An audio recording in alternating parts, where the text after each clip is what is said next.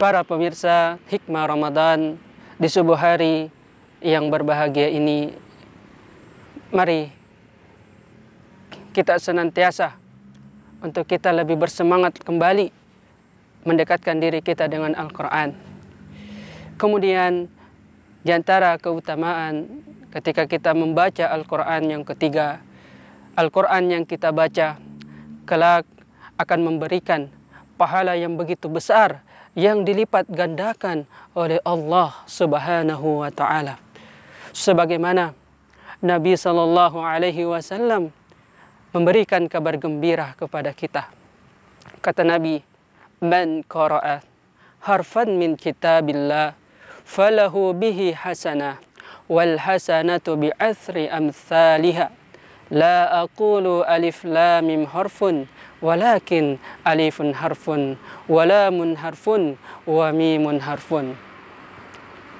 Kata Nabi sallallahu alaihi wasallam, barang siapa yang membaca satu huruf dari Al-Quran,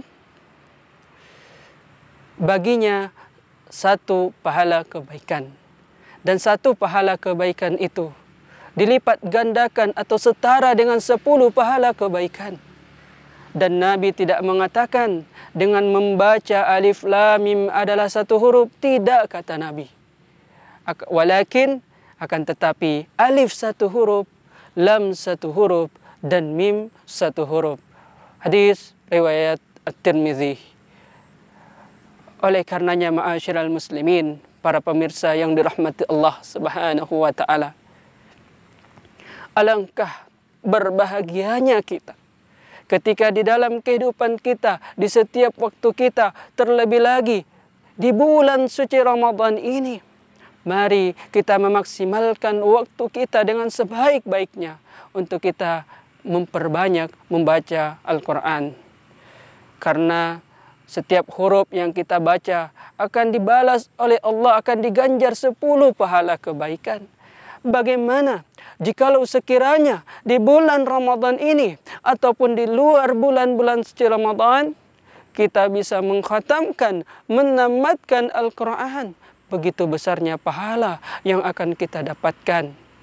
Dan kelak insya Allah pahala itu akan memperberat timbangan catatan amalan-amalan kebaikan kita di hari kiamat kelak. Para pemirsa Hikmah Ramadan Subuh Ratona TV yang dirahmati Allah Subhanahu wa taala. Kemudian di antara keutamaan ketika kita membaca Al-Quran, yaitu kelak Al-Quran yang kita baca, kita akan mendapatkan kedudukan yang tinggi bersama dengan para malaikat-malaikat Allah Subhanahu wa taala. Sebagaimana kabar dari istri Nabi sallallahu alaihi wasallam, Aisyah radhiyallahu anha, bahwasanya Rasulullah sallallahu alaihi wasallam bersabda, "Al-mahiru bil Quran ma'as safaratil kiramil bararah." Kata Aisyah radhiyallahu anha, bahwasanya Nabi mengatakan, seseorang yang lancar membaca Al-Quran akan bersama dengan para malaikat yang mulia dan taat kepada Allah Subhanahu wa taala. Begitupun sebaliknya, kata Nabi, adapun orang-orang yang terbata-bata atau dia kesusahan atau dia kesulitan membaca Al-Quran, baginya 2 pahala kebaikan. Hadis riwayat Muslim. Sungguh sangat berbahagia kita kaum muslimin yang dirahmati Allah Subhanahu wa taala. Tentu kita ingin mendamba-dambakan kita menginginkan kelak di hari kiamat nanti kita bersama dengan para malaikat-malaikat Allah. Dan jangan pesimis, jangan kita merasa pesimis untuk tidak mau membaca Al-Quran, karena sesungguhnya Allah juga menjanjikan 2 pahala kebaikan jikalau ada sekiranya kita yang belum mahir membaca Al-Quran, Mari kita manfaatkan sisa umur yang masih Allah berikan kepada kita.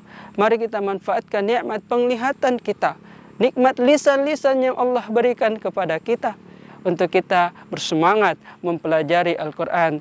Kita cari guru-guru, ya, para ustadz yang bisa mengajarkan kita Al-Quran. Dan ingatlah, Al-Quran yang kita pelajari tidak akan merugi di dunia maupun di akhirat kelak. Para pemirsa Hikmah Ramadan Subuh Ratona TV yang dimuliakan Allah Subhanahu wa Ta'ala. Kemudian di antara keutamaan yang akan kita dapatkan ketika kita membaca Al-Quran, kelak Al-Quran yang kita baca akan memberikan pertolongan pada hari kiamat kelak. Sebagaimana Nabi Sallallahu Alaihi Wasallam memberikan kabar gembira kepada kita. Nabi bersabda, "Iqra'ul Quran." Bacalah Al-Quran, kata Nabi. "Fa'innahu ya'ti yawmal qiyamah syafi'an li ashabihi." Sesungguhnya Al-Quran yang kita baca akan datang pada hari kiamat sebagai pemberi syafaat di hari kiamat kelak. Hadis riwayat Muslim. Para pemirsa Ratona TV yang dirahmati Allah Subhanahu wa Ta'ala, mari kita senantiasa memanfaatkan keutamaan ini, karena ya, kita tidak bisa menjamin apakah di akhirat nanti ada yang menolong kita. Tidak ada yang bisa menjamin ya, apakah di dalam kubur kita, bagaimana keadaan di dalam kuburan kita nanti. Maka tentu jadikanlah Al-Quran sebagai penerang, sebagai cahaya yang bisa menyelamatkan kita di alam kubur kita, terlebih lagi di akhirat kelak. Semoga bacaan Al-Quran, ya, khususnya di bulan suci Ramadan ini, ada di antara kita yang telah menamatkan Al-Quran. Teruslah bersemangat untuk kita membacanya. Terlebih lagi ketika kita mentadabburinya, teruslah ma'asyiral muslimin. Semoga Allah Subhanahu wa Ta'ala senantiasa menguatkan hati-hati kita.